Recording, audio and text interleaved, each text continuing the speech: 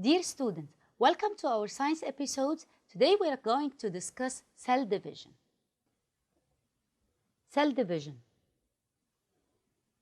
Reproduction. What is reproduction?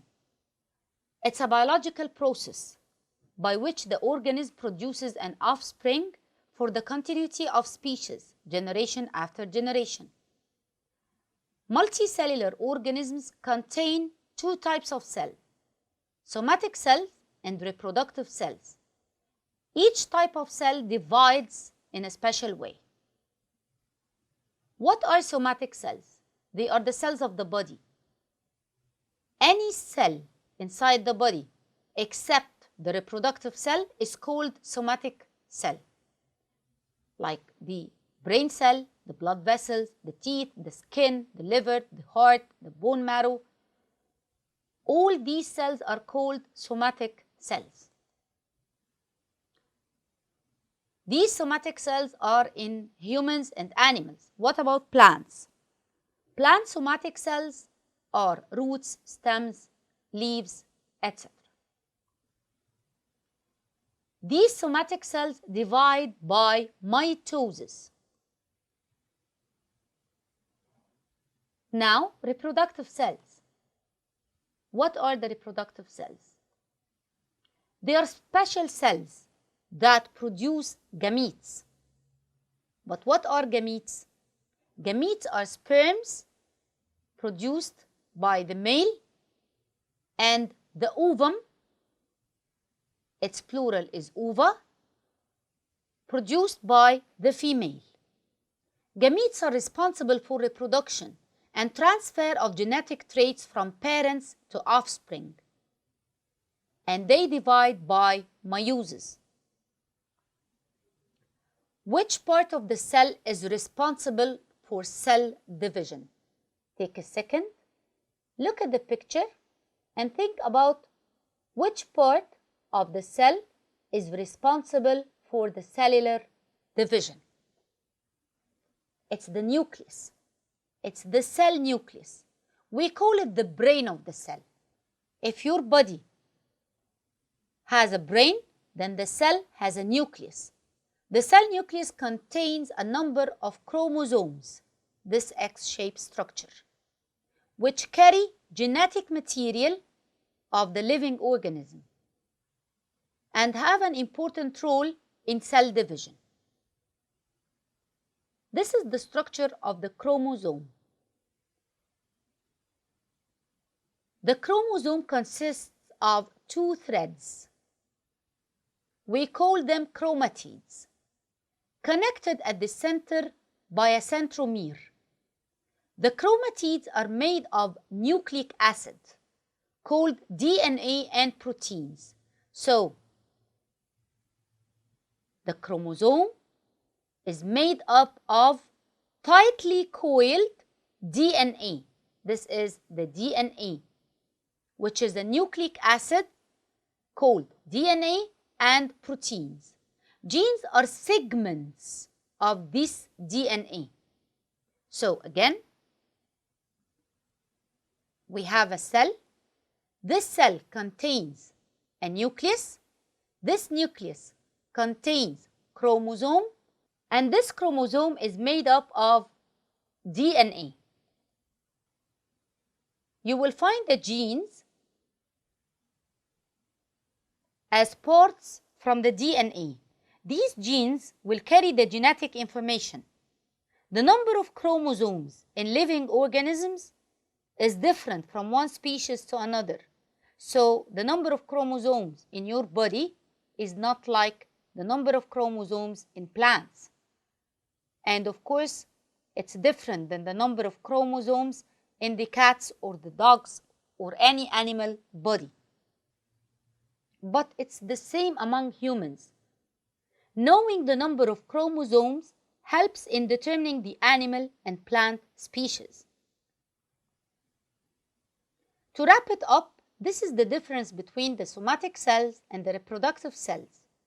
The somatic cells are the body cells, so they are the cells of the body organs, while the reproductive cells are the gametes or the sex cells. the sperms and the ova.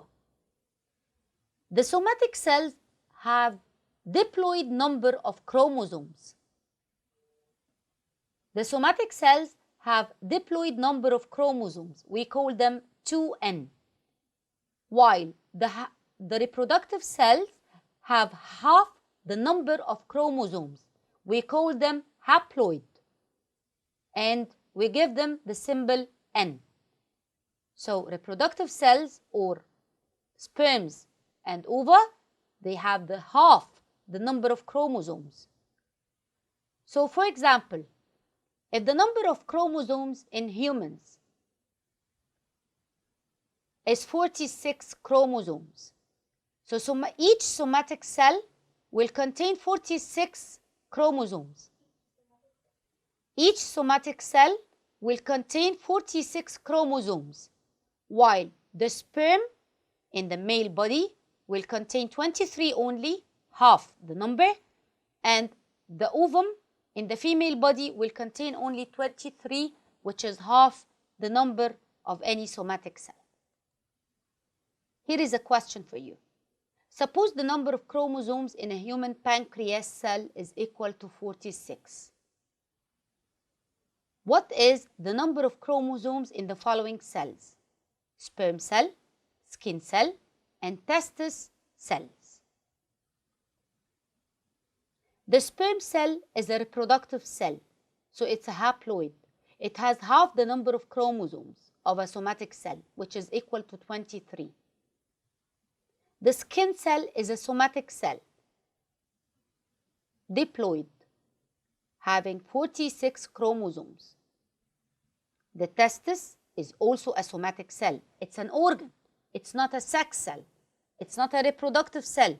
It's a somatic cell because it's an organ. It's diploid, having 46 chromosomes.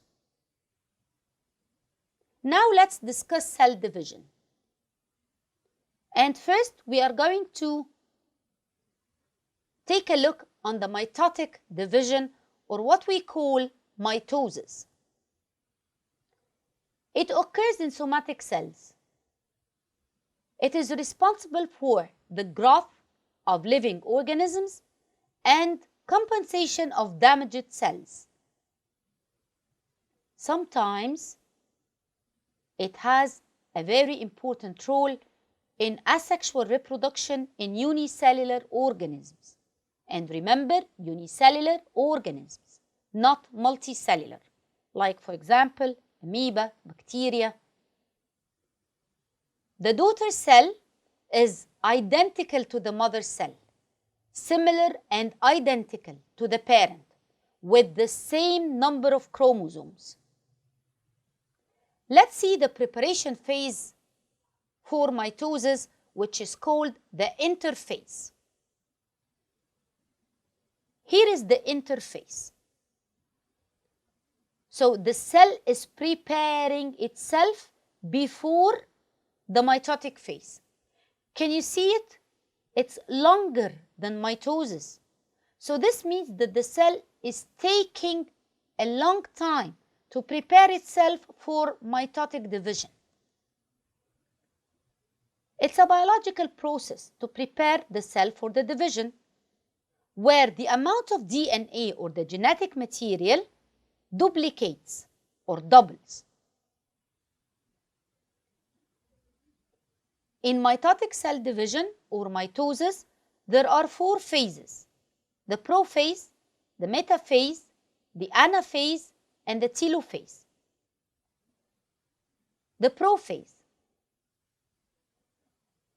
In the prophase, the nuclear and the nucleolar membranes break down and disappear. You will find the chromosomes condensing as long, thin, and double strings. These are filamentous fibers or spindles.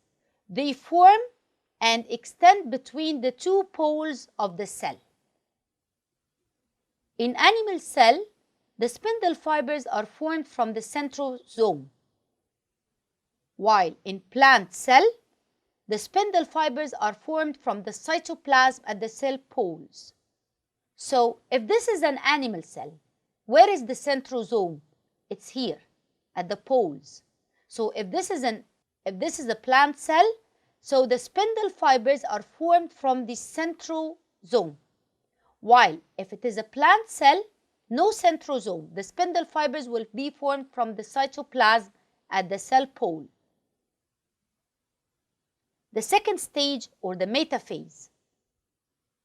Notice that the chromosomes line up along the cell equator in the center. Each chromosome is attached with one of the spindle fibers at the centromere of the chromosome. The third phase, which is the anaphase. The centromere of the chromosome will split and the spindle fibers shrink. The chromatids are pulled apart and move to the opposite poles of the cell. The last phase, called telophase. The spindle fibers will break down and disappear.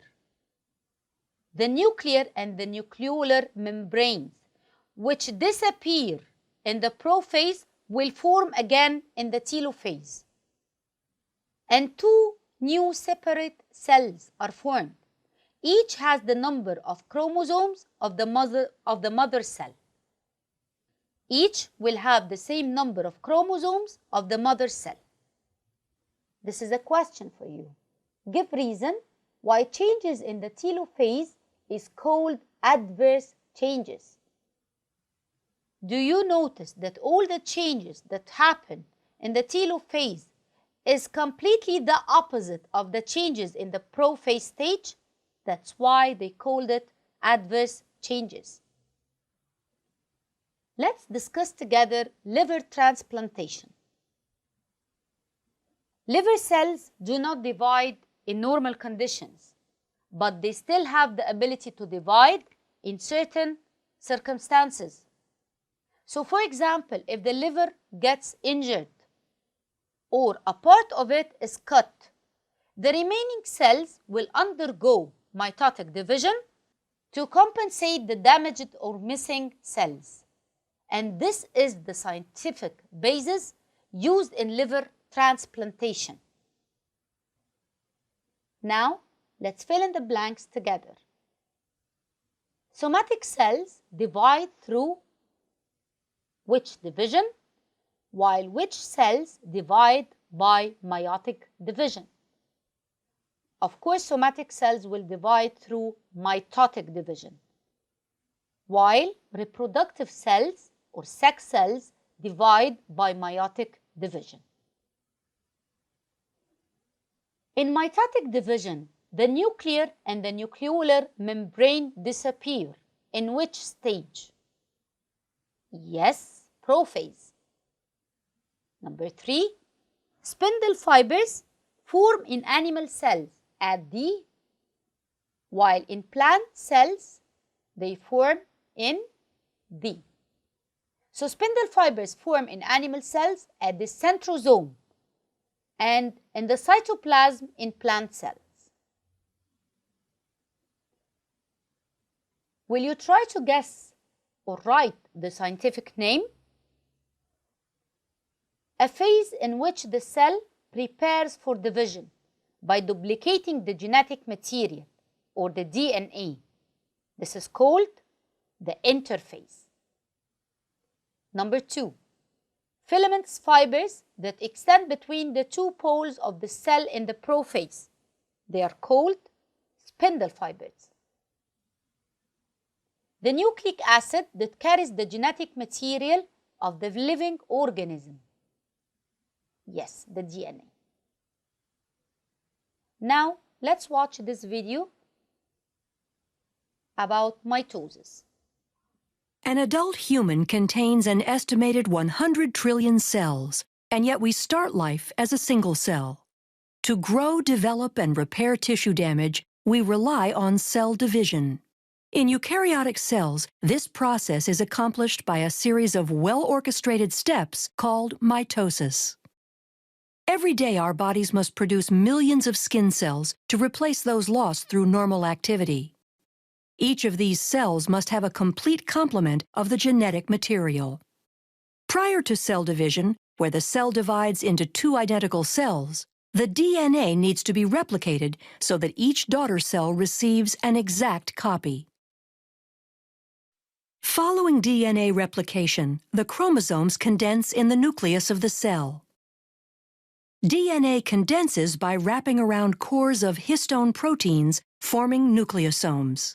This beads-on-a-string structure is called chromatin. As a cell prepares to divide, chromatin coils up further, shortening and condensing the chromosome. The replicated chromosomes are called sister chromatids. The replication of DNA and the formation of sister chromatids is one part of the entire cell cycle.